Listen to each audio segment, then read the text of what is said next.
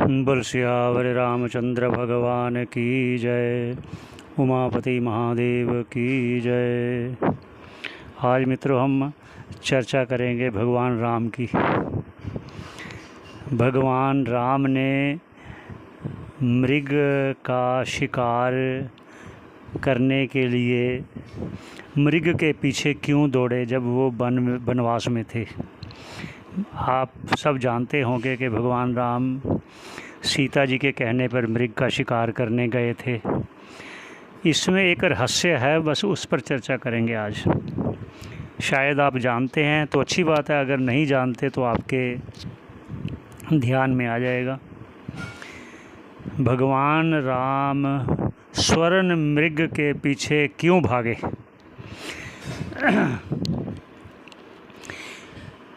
इस चर्चा से पहले ये ज़रूर कहते हैं कि भगवान राम सब जानते थे कि आगे क्या होने वाला है, इसलिए माता सीता के उन्होंने कहा कि अब एक समय आ गया है। और उससे पहले लक्ष्मण जी को कहीं भेज दिया था वन में कि आप फूल या फल ले आओ।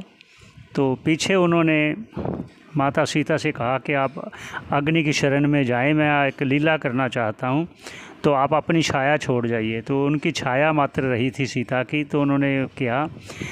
और रावण को सभी लोग समझा रहे थे कि राम विष्णु के अवतार हैं। उसके नाना जी ने भी कहा, मंदोदरी ने भी कहा, सभी ने कहा कि राम भगवान विष्णु के अवतार हैं, उससे वैर ना कीजिए। विभीषण ने भी कहा, फिर भी वो माना नहीं। क्योंकि वो वेदों का ज्ञाता था, चारों वेद पढ़े हुए थे उन्होंने। उन्हें ये इतना तो मालूम था कि भगवान किसे कहते हैं। भगवान वो है जिसने सृष्टि बनाई है। तो जिसने सृष्टि बनाई है उसने पता है कि मैंने क्या क्या बनाया है। इस बात को लेकर भगवान राम की परीक्षा लेने के लिए कि वो मनुष्य हैं या विष्णु के अवतार भगवान राम हैं, ये जानने के लिए उन्होंने मारीच को स्वर्ण का मृग बनने को कहा। क्योंकि वो इसलिए कह रहे हैं कि अगर वो भगवान है तो उन्हें मालूम है कि मैंने स्वर्ण का मृग बनाया ही नहीं। तो अगर वो पीछे भागेंगे तो मैं मान लूँगा ये मनुष्य हैं, अगर नहीं भागेंगे तो मान लूँगा, तो मैं फिर समर्पण कर दूँगा। ये उनके मन में विचार था। ये मन में जो विचार हैं ये भगवान सब जानते थे, इसलिए उन्होंने उसके पीछे भागे। एक दूसरा कारण है कि वो पीछे क्यों भागे, क्योंकि जब तक वो पीछे भागेंगे नहीं तो ये भगवान राम नहीं, ये मनुष्य रूप में हैं, ये बुद्धि में रावण के बैठेगा नहीं। अगर रावण के बुद्धि में ये बैठेगा नहीं कि राम मनुष्य हैं तो मैं इसे मार नहीं सकूँगा। क्योंकि इसने रावण ने अर्थात तपस्या करके ब्रह्मा जी से वरदान प्राप्त किया था कि कोई मुझे मार ना सके। तो फिर ब्रह्मा जी ने कहा कि ऐसा तो सृष्टि में हो नहीं सकता, जो भी आया वो तो जाएगा एक दिन, तो फिर कुछ और मांग लो। कहता है नहीं, मैं तो यही मांगना चाहता हूँ कि मुझे कोई मार ना सके। कहते हो ऐसे करो, फिर तुम कुछ ऐसी चीज़ें चुन लो कि भाई ये मुझे ना मारे, ये ना मारे, और ये मार सकता है तो कोई बात नहीं। सब बातों को लेकर उन्होंने ये सोचा कि मनुष्य मेरा क्या बिगाड़ लेंगे, मनुष्य को छोड़कर और कोई भी मुझे मार ना सके। इतनी बात उन्होंने मांग लिया ब्रह्मा जी से। तो ब्रह्मा जी ने कहा तथास्तु। तो ब्रह्मा जी के वरदान को भी रखने के लिए और रावण की बुद्धि में ये बैठ जाए कि राम के सोच रहे कि ये मुझे ऐसा ही सोचे कि मैं मनुष्य ही हूँ, तभी मैं उसको मार सकता हूँ, और ब्रह्मा के वरदान को भी सत्य हो जाएगा और इसका कल्याण भी हो जाएगा रावण का, तो मेरी लीला भी हो जाएगी। ये बात सोचते हुए भगवान राम वो स्वर्ण मृग के पीछे भागे। इसमें और कोई बात नहीं है, क्योंकि भगवान तो सब जानते हैं, भगवान से क्या छुपा है, तो ये नहीं जानते। एक दूसरी बात,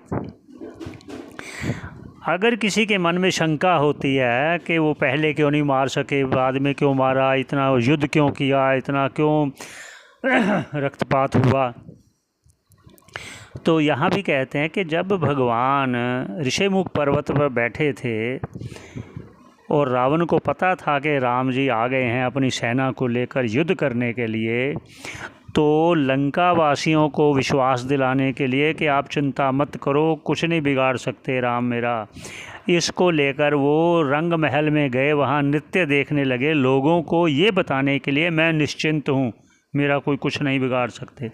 तो वहाँ पर ऋषिमुख पर्वत पर बैठे हुए लंका में जो ऊपर एक उच्च सिंहासन पर वो रंग रासलीला मनाया करता था या रंगमंच सजाया करता था, वहाँ पर रावण और मंदोदरी को एक ही तीर से उसका मुकुट भी गिरा दिया, एक ही तीर से मंदोदरी के कुंडल भी गिरा दिए और किसी को पता भी नहीं चला, और वो तीर वो ये करके कार्य वापस राम जी के पास भी लौट आया। तो क्या वो राम अगर चाहते तो उसे मार नहीं सकते थे? ये इसलिए क्योंकि राम जी ने प्रतिज्ञा की हुई है। कब?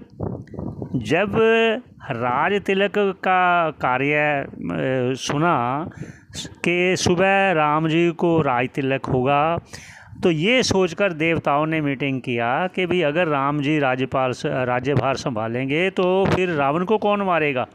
ये सोचकर नारद जी को भेजा गया था राम जी के पास, गुप्त मीटिंग हुई थी कि आपने तो राज्यपाट संभाल लिया तो हमारा काम कौन करेगा। तो तब उन्होंने कहा आप चिंता ना करो, मुझे सब याद है, मैं वहाँ बन के बहाने जाऊँगा। ये उन्होंने कहा है, ये अध्यात्म रामायण में आया है कि मैं वहाँ जाऊँगा और वहाँ जाकर रावण का कुल सहित नाश करूँगा, ये उन्होंने कहा है। और वो भी कहा जिन जिन का प्रारब्ध क्षय निकट होगा, ये भी कहा उन्होंने, तत् मैं उनका वध करूँगा। ये राम जी ने नारद जी को कहा। अगर किसी को शंका हो वो अध्यात्म रामायण में देख सकते हैं कि मैं उनका वध करूँगा जिन जिन का मृत्यु निकट पहुँच चुका होगा। इसीलिए आप देखोगे कि रावण को उन्होंने तब तक नहीं मारा जब तक उसका समय पूरा नहीं हुआ। जब तक कुंभकर्ण का समय पूरा नहीं हुआ तब तक उसको मारा नहीं। ये दिखाना चाहते हैं कि मनुष्य जन्म लेकर भी अब भगवान भी आएगा तो वो अपनी मर्यादा को नहीं तोड़ेंगे, अपने बनाए हुए जो कानून हैं उनको नहीं भंग करेंगे। ये कहना चाह रहे हैं मनुष्यों के लिए, ये दिखाना चाहते हैं कि मैं भगवान भी अगर मनुष्य रूप में आएगा तो वो मर्यादा में रहकर सभी कार्य करेगा। ये शिक्षा देने का उनका एक अभिप्राय है। दूसरा देखिए, जितने जितने जिसको श्रद्धा होगी उतना उतना भाव दृढ़ होगा, और उतना भाव दृढ़ होगा भगवान कृपा करेंगे। यहीं पर रखते हैं। बोल सियावर रामचंद्र भगवान की जय। फिर चर्चा करेंगे।